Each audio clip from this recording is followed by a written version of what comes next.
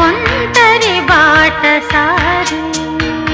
జంటకు చేరగా కంటికి పాపవైతే రెప్పగా మారనా తూరుపు నీవుగా రేపువ నేనుగా అల్లిక పాటగా పల్లవి ప్రేమగా